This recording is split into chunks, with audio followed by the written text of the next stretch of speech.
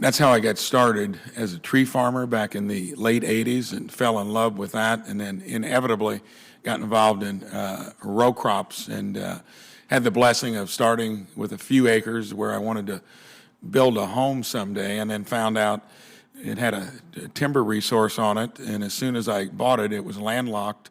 I got access to it, and the loggers called me, wanted to help me out with my trees. So I took the Purdue Short course and learned a lot about silviculture in a short period of time. This is an excellent topic, cultivating stewardship. I've been doing it my entire life. You actually, I think, got more opportunity on the farm, but there's a lot in the forest as well. I want to ask the two farmers here.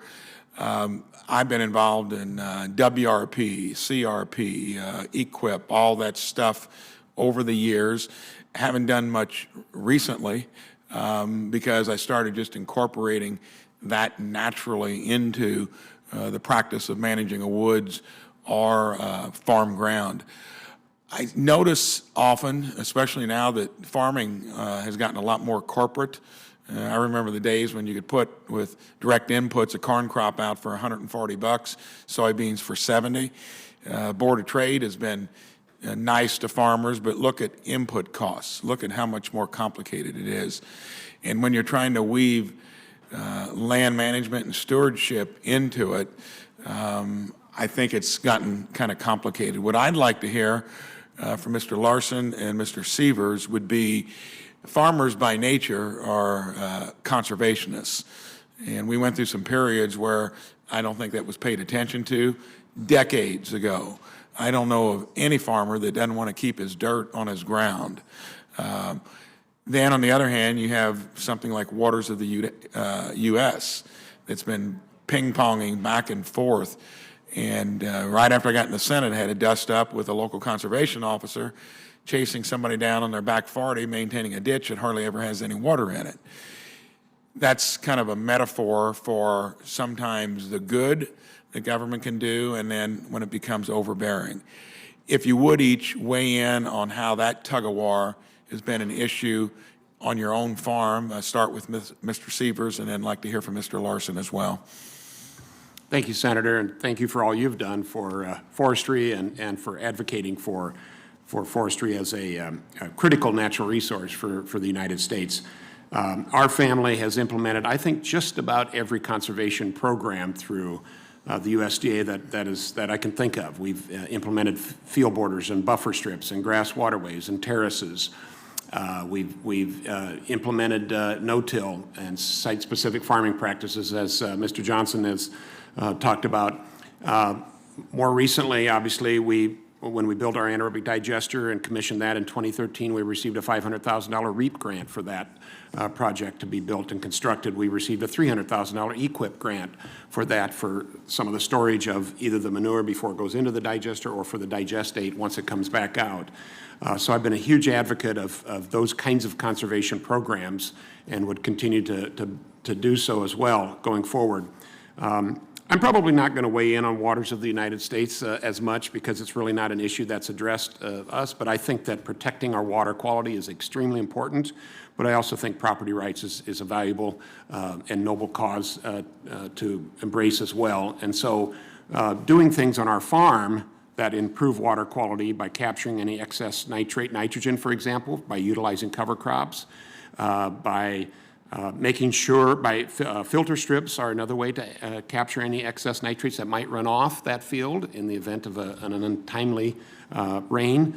Let me ask you this. Do you think farmers would do as much of that without the help from the federal government on that particular stuff? Would it be in your own best interest to do it? Sounds like you haven't been impacted much by the regulations that have come along with it in other areas. There are always stipulations in terms of how that works, but do you think farmers would employ those practices otherwise? I think farmers would be willing to employ those practices because of what you just described, the reverence that we have for our soil. Yes. And keeping that soil in place. The problem is, how do you monetize or quantify the loss of that soil to the public and to that farmer? And that's where the incentives really help, is they can help monetize the value of that soil staying on your farm rather than going into a creek or river or stream. Thank you. Mr. Larson. I'm on our own farm, and you know, it's something that the Byron area farmers we talk about is like being ahead of the curve, so to speak, on conservation. So all these programs that, you know, you've discussed, we enroll in many of them. I appreciate that you bring up forestry. I really take that to heart. I try to plant 1,000 trees a year in marginal productive areas. I do have a sawmill. I know how to fell trees. So that's one side. The forestry definitely cannot be forgotten, and I appreciate that. And there's programs to support that as well. In regards to your specific point about the tug of war, and I kind of walk the line because I work for a conservation district, right? So, but I'm also a farmer. I own a tiling machine. You know, I install my own drain tile. And of course, there's wetland laws that come into play with that. But I experienced those wetland laws from the other side at the conservation district too, or I witnessed these water protection laws from the other side.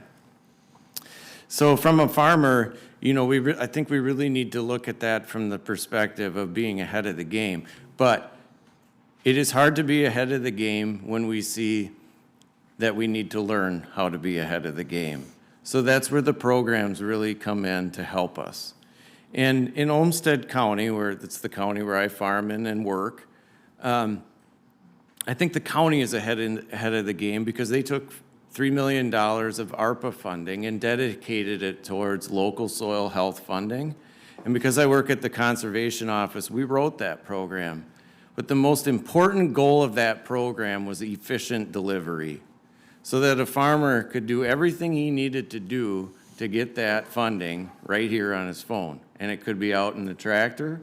He could take the pictures he needed to get his payment from it and upload them and start the payment process.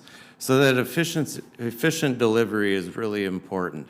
So I do see, you know, the yin and the yang, or the balance of things, just because of my perspective of working both sides. Well, thank you. Keep up your good stewardship. And I found that I've actually had a better return on managing my forest ground than my farm ground once you get used to the nuances of it. A lot of farmers don't pay attention to that component of it. Thank you.